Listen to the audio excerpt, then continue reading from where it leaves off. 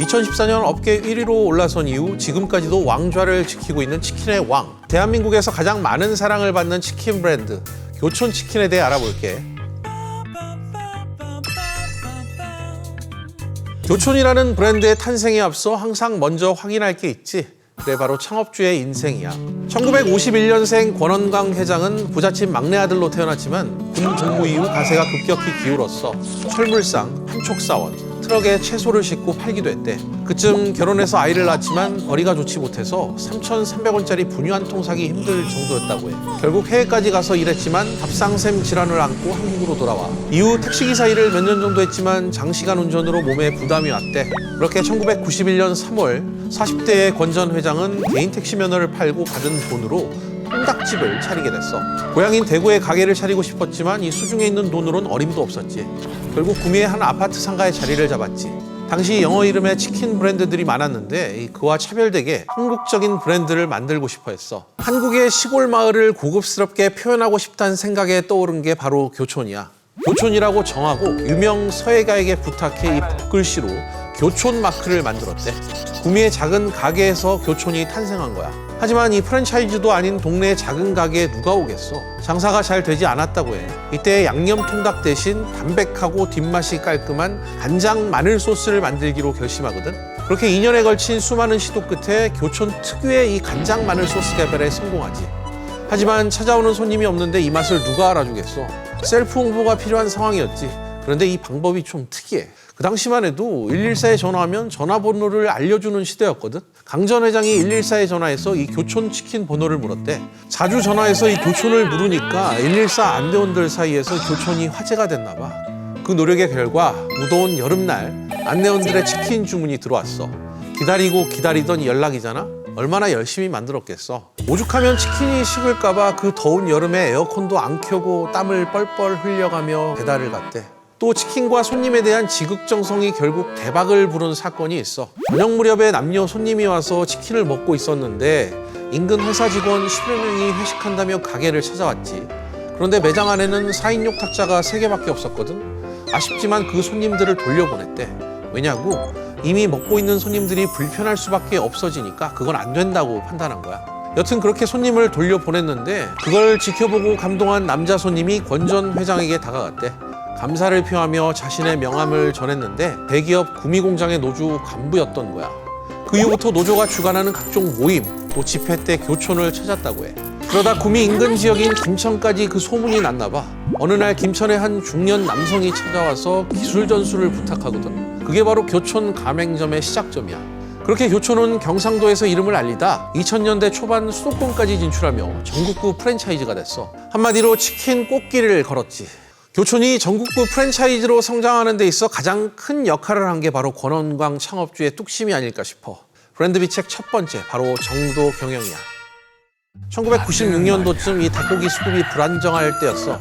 매일 공급받은 1kg짜리 닭이 모자라서 500g짜리만 들어왔다고 해. 거기다 가격은 또 똑같은 상황이라 대부분의 치킨집에서 이 500g에다 파우더를 두껍게 묻혀서 1kg인 것처럼 속여 팔았지. 하지만 권 전 회장은 그렇게 하지 않았어. 어떻게 했냐고? 500g짜리를 2마리 튀겨서 1kg에 맞췄다고 해. 그런데 웃지 못할 일이 생겨. 인근 경쟁점들이 나쁜 소문을 내기 시작한 거야. 교촌 통닭을 시키면 닭다리 4개, 날개 4개가 들어있는데 이게 품질이 낮은 닭을 대충 손질해서 튀겼다라 뭐라나. 결국 날개 2개와 닭다리 2개는 따로 빼내 냉장고에 보관했다고 해. 남아있던 게 아까워서 이 대구 사는 친척들이 가게에 놀러 올 때마다 날개와 닭다리를 튀겨줬다고 해. 그걸 먹은 친척들이 모두 감탄한 거야. 그때 권 전 회장의 머리에서 아이디어가 싹 생각났어. 그래, 이거 날개와 다리를 따로 모아서 팔아보자. 이렇게 말이야. 그래서 그때 당시 교촌 골드란 메뉴가 판매로 이루어졌대. 정직하게 판매하면 하늘도 돕는다고 지금도 많은 사랑을 받는 이 콤보의 시초인 셈이지. 또 권 전 회장이 강조하고 있고 교촌이 지금까지 신경 쓰고 있는 게 있어. 바로 가맹점들과의 상생이야. 2000년대 들어서 교촌이 수도권으로 진출을 하거든. 지방에서 이미 맛으로 소문이 자자했나 봐. 2001년 280개였던 매장 수가 2002년엔 500개, 2003년엔 1000개로 폭발적으로 늘어났지. 그런데 말이야, 이렇게 잘 나가고 있던 교촌에도 위기가 찾아와. 바로 2003년을 휩쓴 조류독감이야. 치킨 판매 역시 줄어들 수밖에 없는 상황이었지. 그 와중에서도 교촌을 열게 해달라고 아우성치는 창업 대기자만 300명이 넘었다고 해. 고민하다가 다 돌려보냈대.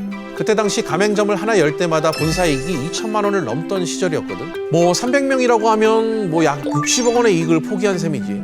조리덕감이 기승을 부리고 있을 때 무리하게 신규 가맹점을 여는 것보다 기존 가맹점주의 내실을 다지는 게 우선이라고 판단한 거야. 2020년 기준으로 교촌치킨의 가맹점 수 1,300여 개로 2003년 대비 약 30% 증가했는데 매출은 5배 이상 올랐다고 해. 가맹점 매출도 2020년 기준으로 약 7억 5천만 원이라고 하니 그 액수가 대단하지.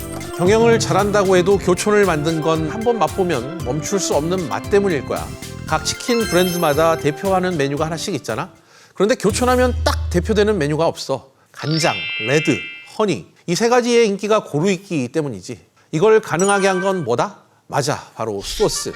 브랜드 비책 두 번째, 소스 명가야.